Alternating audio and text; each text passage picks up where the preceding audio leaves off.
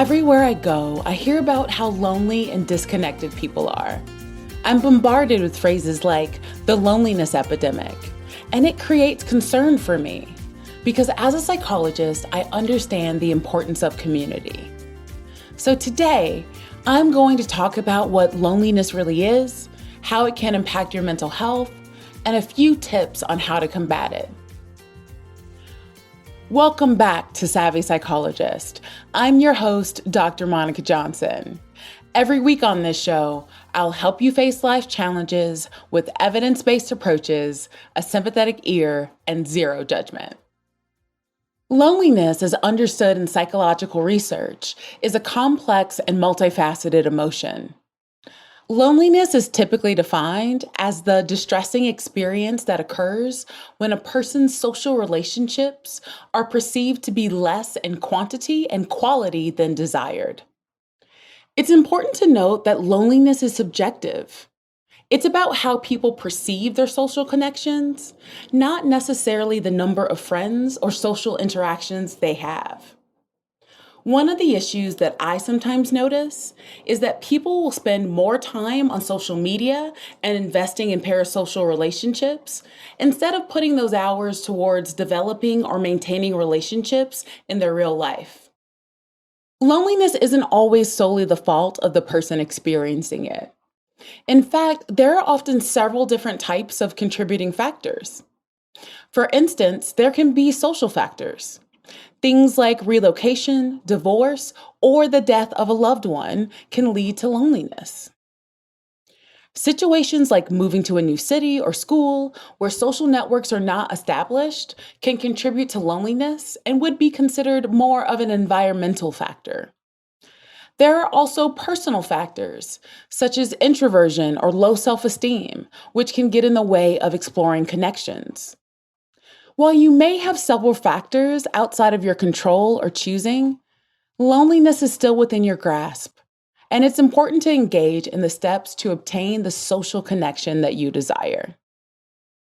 But before we talk about that, let's discuss a few of the ways that loneliness can impact your mental health.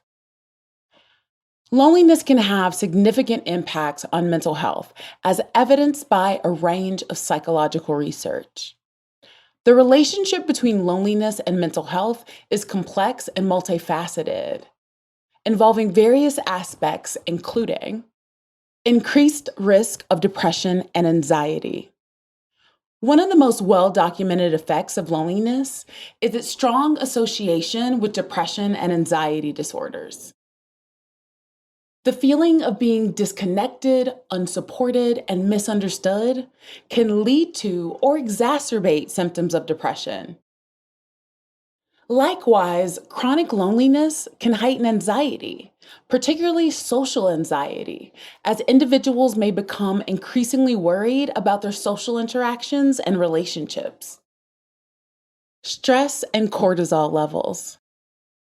Loneliness can increase levels of stress and the stress hormone cortisol. This physiological change can have a broad impact on mental health, leading to issues like disturbed sleep, a heightened state of alertness that makes relaxation difficult, and an overall sense of being overwhelmed. Impact on self-esteem and self-worth.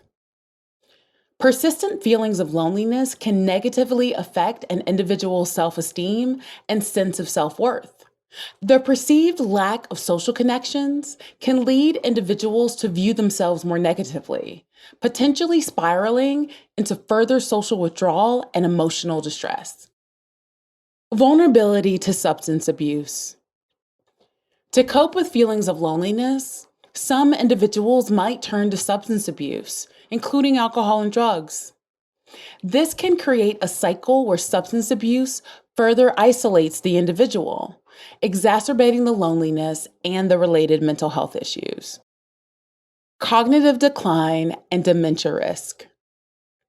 In older adults, loneliness has been linked with faster cognitive decline and an increased risk of dementia. This connection suggests that social interaction plays a critical role in maintaining cognitive health. Suicidal ideation and behavior. Chronic loneliness can increase the risk of suicidal thoughts and behaviors, particularly if it coexists with depression and other mental health disorders. Impact on physical health. While not directly a mental health issue, the physical health impacts of loneliness, such as increased risk of heart disease and weakened immune system, can further contribute to worsening mental health due to the interconnectedness of physical and mental well-being. Effects on young adults and adolescents. For younger populations, loneliness can be particularly challenging, impacting developmental stages crucial for forming identity and social skills. It can lead to issues like social anxiety, low self esteem, and difficulties in forming healthy relationships. Changes in brain function. Some research suggests that loneliness can alter brain function, potentially affecting areas of the brain related to social cognition, empathy, and self reflection. The relationship between loneliness and mental health is bidirectional. Not only can loneliness lead to mental health issues, but existing mental health conditions can also exacerbate feelings of loneliness, creating a challenging cycle to break. This makes it important for mental health interventions to consider the role of social connections and loneliness in their therapeutic approaches. As I already mentioned, with the rise of social media and technology, we face different challenges when it comes to loneliness. Many folks have attributed the loss of third places to having also had an impact. If you haven't heard of third place as a concept, let me explain. The first and second places are considered home and work.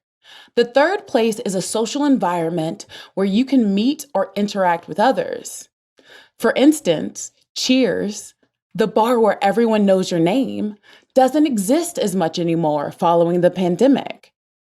Other examples from popular media would be Central Perk from Friends or Tom's Diner from Seinfeld. These types of locations are harder to find because people are spending more time at home. Other examples include places of religious worship, parks, libraries, gyms, and community centers. These places still exist, so my first tip is to get out into the world on a more regular interval. Do you enjoy trivia nights? Then start going to your local bar and participating. Maybe you link up with some like-minded individuals over your love for pop culture. If you're religious, perhaps you can find a local church, temple, or synagogue to worship and begin building social connections. Or if you enjoy reading, perhaps your local library has a book club. I understand that these activities take a lot of effort. I'm an introvert, and every single time I've moved, I've had to get on meetup.com or use other sources to find out what is happening in my new location. And for 6 to 12 months, I am going out and embracing the discomfort. It's hard to make friends, and I want to validate that for you. Now let's get into a few other strategies for coping with loneliness. Cognitive behavioral therapy, or CBT. CBT is a type of therapy that helps individuals identify and change negative thought patterns. In the context of loneliness, CBT can help in challenging and altering negative thoughts about oneself and one's social situation, which can reduce feelings of loneliness. Social skills training.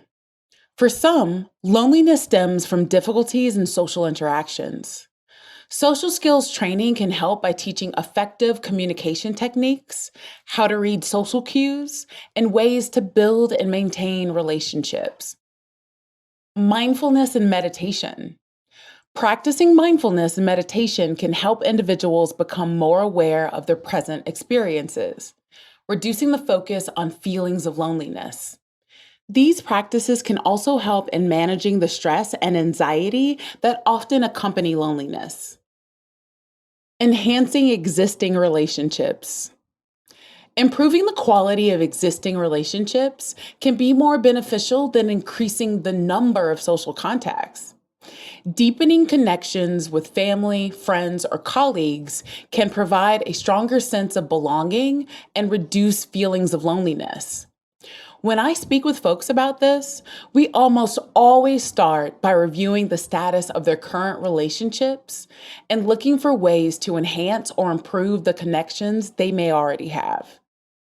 Physical activity. Engaging in regular physical activity can boost mood and reduce symptoms of anxiety and depression. Group exercise classes or sports teams also offer opportunities to meet new people. I recently had a patient who started playing sports at the Y and met both friends and potential romantic partners engaging in these activities. Expressive writing. Writing about your feelings can provide an outlet for expressing what you're going through. Journaling about your experiences with loneliness and related emotions can be a therapeutic practice. You all know how I feel about journaling, and likely to a lesser degree, other forms of expressive writing. I am a journal writer and a poet, and have for a long time reaped the benefits of expressive writing. I see many judge their writing ability, but it's not about judgment. It's about catharsis. Journaling and expressive writing is for you. Setting realistic social goals. Setting achievable social goals, such as initiating a conversation with a colleague or attending a social event, can gradually improve confidence in social situations. You're going to need to embrace rejection, frustration, and patience when looking to create connections with others. I know when I move to a new city and I'm attempting to make friends, if I put in consistent effort, which includes going out a minimum of bi-weekly, I will make 1 to 3 friends over the course of that year. Now, you may be thinking, that's a lot of work. But a real friend who's going to potentially be around for the rest of your life is worth a year of effort. The return on investment is high. Engaging in meaningful activities. Participating in activities that you find meaningful can provide a sense of purpose and reduce feelings of loneliness. This might include hobbies, learning new skills, or artistic endeavors. Instead of watching someone perform a hobby or task on social media, take up the hobby yourself. I was talking to someone the other day who loves watching gardening videos, and I said, "What about starting your own garden?" They live in the city, but we talked about options for satisfying their botanical proclivities. Pets. For some, companionship through pets can be immensely comforting. Pets can provide unconditional love, reduce stress, and even encourage more social interaction. If you can afford it and you're responsible enough to be a pet owner, this is a lovely way to help with loneliness. Loneliness can be a terrible way to feel, and it can lead to other negative emotions and states of being. However, like any problem, there are practical steps like the ones I've mentioned here that can help you to cope and hopefully reduce your loneliness over time. If you're struggling with this right now, you're not alone, and all of us have been in that spot before, including myself. Let me know how you're going to work on reducing your loneliness going forward, and I'll be sure to cheer you on. You can contact me via Instagram at KindMindPsych or via my email at psychologist@quickanddirtytips.com. The Savvy Psychologist is a Quick and Dirty Tips podcast. It's audio engineered by Steve Rickyberg with script editing by Brandon Getchus. Our podcast and advertising operations specialist is Morgan Christensen. Our digital operations specialist is Holly Hutchings. And our marketing and publicity associate is Davina Tomlin. Follow Savvy Psychologist on Apple Podcasts, Spotify, or wherever you listen to podcasts. That's all for this episode of Savvy Psychologist. Thanks for listening, and I'll see you next week.